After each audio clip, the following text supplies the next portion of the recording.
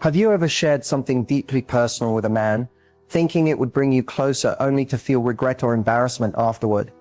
You're not alone. In a world that constantly tells women to be open, vulnerable, and emotionally available, there's an underrated power in holding certain things back. Not because you're hiding who you are, but because not everything needs to be on display. Privacy isn't about secrecy. It's about protection. It's about owning your story, knowing when to speak, and when silence speaks louder. What most women don't realize is that men are wired differently when it comes to emotional information. Some things, once said, can shift how they view you, not always in your favor. It doesn't mean he's bad or manipulative, it just means certain truths hit differently, especially when shared too soon or without intention. This video is about helping you reclaim your emotional leverage. You'll learn how preserving a bit of mystery not only keeps you in control, but also commands more respect and long-term attraction. You'll start seeing privacy not as a wall, but as a boundary that honors your value. So before you bare your entire soul to someone who hasn't earned that level of access, let's talk about the 5 critical things women should never reveal to a man. What you don't say can be just as powerful as what you do, and in some cases, even more. Let's get into it. Let's start with the very first thing you should never share with a man: your deepest insecurities about yourself, especially the ones you haven't fully made peace with yet. We're not talking about healthy vulnerability or sharing emotions in a stable, trusting relationship. We're talking about the raw, unresolved, deeply personal narratives you carry. The ones that stem from trauma, comparison, shame, or fear, and putting them on the table too early or too openly. Here's the truth. When you give someone the blueprint to your emotional weak spots before you fully process them yourself, you risk 2 things. First, you hand over emotional power without knowing if it will be respected. Second, you unconsciously train that person to see you through your wounds instead of beyond them. Men in particular may not know what to do with that kind of information. While a good man might offer compassion, many, especially early in a relationship, will start to frame you around what you've revealed. You say, "I've always struggled with my body." And even if he never says it out loud, he begins to associate you with insecurity, not confidence. You say, "I have trust issues because my ex cheated." And he may now walk on eggshells, or worse, see an opportunity to manipulate that fear. Oversharing insecurities too soon can also disturb the balance of attraction. Whether we like it or not, people are drawn to confidence. That doesn't mean you need to pretend to be perfect, but it does mean you should lead with wholeness, not open wounds. You might think that sharing everything early on builds connection. It doesn't. It builds dependency, emotional debt, and expectations the other person didn't ask for. And when you open up too fast, you often create an unspoken pressure. Now that I've told you this, you owe me understanding. That's not a fair exchange when trust hasn't been fully earned yet. And let's talk timing. Because yes, there is a time and place for deep conversations. But early in dating, or even in a new relationship, you're still figuring out who this man is. Can he handle the weight of your truth? Has he shown emotional maturity? Is he someone who holds space, or someone who keeps score? These are things you learn through observation, not oversharing. This doesn't mean you should bottle everything up, but there's power in discernment. It's okay to say, "I've been through things that shaped me, and I'll share more when it feels right." That's not evasive, that's wise. Instead of laying out your most personal struggles in the first few conversations, show how you live despite them. Let your strength be the story, not your struggle. Let him see your resilience, your confidence, your ability to show up and thrive. That's far more magnetic than "here's everything wrong with me, please love me anyway." The right man will respect your boundaries and earn your story piece by piece. And when you do choose to share, it'll be from a place of power, not desperation. Remember this, your insecurity isn't your identity. It's just a chapter in your story, not the whole book. Don't hand over your most delicate pages to someone who hasn't proven they'll read them with care. You don't owe anyone full access to your inner world, just because you feel chemistry or comfort. Save that for the ones who show consistency, not just curiosity, because when you protect your inner world, you keep your self-worth intact, and that's something no man should ever be allowed to dismantle. Let's talk about one of the biggest mistakes women make when they're trying to build trust with a man: oversharing about their past relationships. You might think you're being honest, transparent, and open-hearted when you reveal all the details of what your ex did, how much it hurt, and how you stayed longer than you should have. Maybe you're trying to show him you've learned from your past, or maybe you just want to be understood. But here's the problem. Men aren't interpreting your story the way you think they are. When you talk about your ex, how he cheated, how he lied, how he took advantage of your kindness, you may be trying to communicate your strength or your growth. But in his mind, a few different things can happen, and none of them serve you. First, you risk being unconsciously compared to your ex. You bring him into the room. You invite your new man to analyze your emotional baggage, even if he doesn't say it out loud. He starts wondering, why did she stay so long? Does she have poor judgment? Is she still emotionally attached to this guy? What if she hasn't healed? These are not the questions you want him asking. Not when you're trying to build something new. Second, when you go into detail about your romantic past, you give him a cheat code. You're showing him exactly what hurt you before, what buttons were pushed, and where your soft spots are. Now, a man with good intentions might tread carefully, but a man with the wrong intentions now knows exactly where the cracks are in your emotional armor. That's dangerous. Third, and this is critical, oversharing about your ex can shift the emotional tone of the relationship. Instead of building new memories and shared energy, you're anchoring the present in the pain of the past. And that's how relationships stall before they even begin. He didn't come into your life to be your therapist. If every deep conversation circles back to what someone else did to you, he'll start feeling like he's in a competition with a ghost, and eventually he'll lose interest. There's a huge difference between being honest and being emotionally naked before someone has earned that level of access. You owe him your truth, but not your history in high definition. Now, this doesn't mean you have to pretend you've never loved, lost, or been hurt. Of course not. We've all been through something. But here's the secret. Leave out the details. You can say, I went through something that taught me a lot about what I want and deserve. That's enough. It communicates maturity without dragging your emotional past into your present story. The longer a man focuses on who hurt you before, the less he's able to focus on who he needs to be for you now. And let's be honest, if he starts unloading his ex drama early on, doesn't that feel like a red flag to you? It feels heavy, messy, and like he's not over it. The same standard applies both ways. Emotional self-control is attractive. So remember this. Your past is not a confession you owe anyone. It's a lesson you lived through. It belongs to you, and only you decide what gets shared and when. Let him fall for the woman you are now, not the pain you used to carry. There's power in discretion, elegance in silence, and mystery in saying, I've grown, but the story behind it is mine to tell when the time is right. Because high-value women don't just protect their hearts, they protect their history. Let's talk about one of the most underestimated boundaries in modern dating. Money, specifically, your personal finances. And here's the truth. No matter how close you are, how in love you feel, or how generous the vibe might be, your financial situation is not something a man needs full access to, especially not early on. Now, you might think, well, if we're serious, isn't financial transparency part of building trust? Yes, but that's a long-term conversation. Early in the relationship, and even in some long-term partnerships, revealing too much about your income, debts, savings, or financial habits can shift the dynamic in ways you won't always see coming until it's too late. Let's start with how a man might perceive your financial transparency. If you're doing really well, if you have a great job, investment, savings, and independence, some men will admire it, but others may feel threatened, insecure, or competitive. Whether they admit it or not, a lot of men are still wired to see themselves as providers. And if you're positioned as someone who doesn't need them, they may begin to question their role in your life. Suddenly, your success becomes a silent tension point. On the flip side, if you share that you're struggling financially, whether it's debt, job instability, or past money mistakes, you may think you're being open and relatable.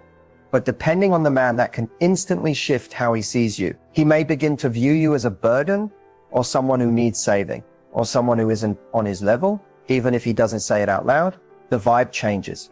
And sometimes that changes everything. But there's more. Once a man knows your financial habits, how much you make, how you spend, what you've saved, he might start making subtle judgments, or even using that information to manipulate situations. He might say, well, you can afford it. Or didn't you say you make more than me? Suddenly, your money becomes ammunition in conversations or justification for imbalanced effort. And that's a red flag. Another danger? Entitlement. If he knows you have money, he might expect you to cover more, pay for dinners, trips, bills, or help him when he's low. And if you've been raised to be nurturing or generous, it's easy to slide into that role without realizing you're being taken advantage of. The reality is, financial boundaries are just as important as emotional ones. You can love someone and still protect your independence. You can be generous without being exploited. And you can support a partner without surrendering your privacy. So what should you share and when? Here's the golden rule. Share your financial truth only after trust, consistency, and aligned values have been clearly established. Not just words, proof. That means you've seen how he treats money, how he reacts to stress, how he handles responsibility, and whether he respects your independence. Until then, keep it simple. I'm financially stable and I make decisions that align with my goals. That's enough. You don't need to reveal your salary, your credit score, or what's in your account. That's information for serious partnerships, not casual dating or emotionally premature connections. Because once money enters the conversation too early, the relationship starts operating under assumptions, expectations that weren't clearly agreed upon. And that's how resentment grows. Protect your peace, protect your wallet, and most of all, protect the privacy that keeps your power intact. Your money is your business, period. One of the most silent relationship killers, something most women never see coming, is this sharing what your friends think about your man. It sounds harmless. You're venting, you're seeking support. Maybe you're just passing along a comment from your closest friend. But when you let a man know what your friends really think about him, or worse, that you've been discussing your relationship behind his back, you unknowingly plant a seed of doubt, division, and defensiveness that's hard to undo. Think about it.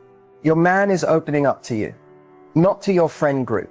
When he shares his struggles, when he's vulnerable, when he makes a mistake, he's trusting you with that space. But if he starts to feel like everything he says or does is going to be analyzed, judged, or ridiculed by people he's never even confided in, you break something sacred, emotional safety. Now let's be real. We all need someone to talk to, and your girls are often your sounding board. But there's a difference between seeking wisdom and outsourcing your decisions. When every disagreement, every complaint, every flaw he has is being run through the group chat filter, you're not in a relationship with him. You're in a relationship shaped by external opinions, and that's dangerous. Because here's what happens next. Your friends will start forming their own narratives. Maybe they don't like how he talks, or what he does for a living, or the way he handled a disagreement. And the more you vent, the more ammo they collect. So when you're ready to forgive him, they're still holding on to the worst version of him you described and reminding you why you shouldn't. Now you're torn between your heart and their words. Even worse, when you tell him what your friends have said, you put him in a corner. Maybe you think it'll motivate him to do better. Maybe you think it's harmless. But from his perspective, it feels like betrayal. Like he's being judged by people who don't know him. Like his relationship isn't between two people. It's between him and a jury of women he didn't ask to be part of. Men don't forget that kind of exposure. They'll withdraw. They'll get guarded. And sometimes they'll stop showing up emotionally altogether because they no longer trust that their truth is safe with you. Now let's flip the lens. Imagine he was telling his boys everything about you. Every fight, every flaw, every personal detail. And then he told you what they all thought. Would you feel safe? Would you want to open up again? Probably not. Emotional loyalty means knowing what to keep between you and your partner. It means protecting the sacred space of your relationship. Even when you're angry, even when you're unsure, that doesn't mean you suffer in silence or ignore red flags. It means you confide wisely. Choose one trusted, mature voice, not a whole audience, someone who gives grounded advice, not emotional reactions. And most importantly, it means never using your friends' opinions as weapons in an argument. Saying, well, my friends think you're immature, or they all say I can do better, doesn't help you win. It guarantees you both lose. Because even if he forgives you, those words stay burned in his memory. Your relationship is your journey, not a group project. Protect it, respect it. And sometimes the most powerful thing you can do is keep what your friends say exactly where it belongs, in private. Because love can survive many things, but public scrutiny isn't always one of them. Let's get real for a second. Every woman has insecurities. Whether it's your body, your past, your voice, your laugh, your career, your family, there's something that makes you feel less than on certain days. That's human. That's normal. But here's what's not helping you in love. Wearing those insecurities on your sleeve and serving them up to a man as if they define you. We live in a time where vulnerability is praised, and yes, vulnerability can build intimacy. But there's a fine line between being emotionally open and emotionally exposed. Oversharing your insecurities, especially too soon, doesn't make a man feel closer to you. It makes him see you as unsure of your own worth. And that changes the entire emotional tone of how he relates to you. When you say, I know I'm not that pretty, I'm probably too much for you, or you'll probably leave me like everyone else, what you think you're doing is being relatable or self-aware. What you're actually doing is teaching him how to view you. You're writing the script for how he should treat you. You're silently saying, I don't think I'm enough, so you probably shouldn't either. And that energy, it's repellent. Not because your flaws are unlovable, but because your self-perception becomes his first impression. It's hard to admire someone who constantly signals they don't admire themselves. Now here's the kicker. Most men won't tell you that your oversharing is making them pull away. They'll just fade. They'll get quiet. The chemistry will start to feel forced, and you'll wonder what you did wrong, when in reality all you did was open a door that he wasn't ready or able to walk through. Men want to feel like they're building something with you, not constantly trying to lift you out of emotional quicksand. They want a partner, not a project. When you dump all your unprocessed insecurities on him, you're asking him to fix something that only you have the power to heal. And yes, you deserve someone who holds space for you. Someone who sees your softness and loves you through it. But here's the secret. That kind of love starts with you. You have to show up rooted in your own worth, not hoping someone else will water your confidence for you. You don't need to announce your insecurities for them to be valid. You don't need to pre-apologize for existing. You don't need to reveal every doubt in your head just to prove you're real. Being real means owning your presence, not shrinking from it. If something about yourself makes you uncomfortable, you get to work on it privately or share it in pieces with someone who's earned the right to hear it. Because the more emotionally naked you are with someone who hasn't shown depth, safety, or consistency, the more likely you are to feel exposed, misunderstood, or worse, used. So here's what to do instead. Focus on who you're becoming. Lead with the strength you've built through your journey, not the wounds that still ache. Let your energy say, yes, I've struggled. Yes, I've doubted, but I'm still standing.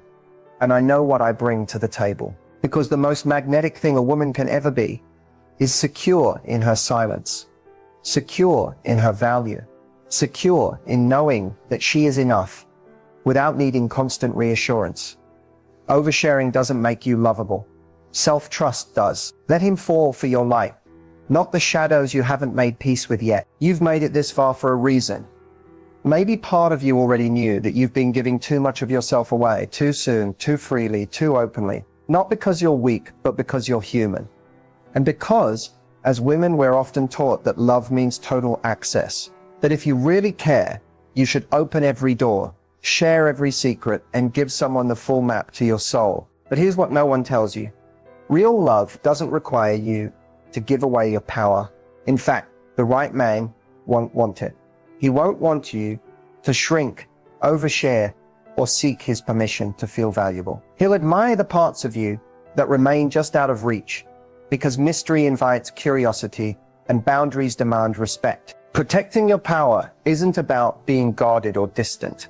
It's about being intentional. It's knowing that your story is sacred. Your emotions, your past, your insecurities, your finances, your friendships, those aren't casual talking points. They're pieces of your identity. And if someone hasn't earned the right to hold them with care, they haven't earned the right to know them at all. You don't need to prove anything to be loved. You don't need to perform emotional gymnastics or hand over pieces of yourself hoping someone will stay. The right person stays because of your energy, your presence, your peace, not because you gave them backstage access to your every flaw. You are allowed to be kind and discerning, soft and self-protective.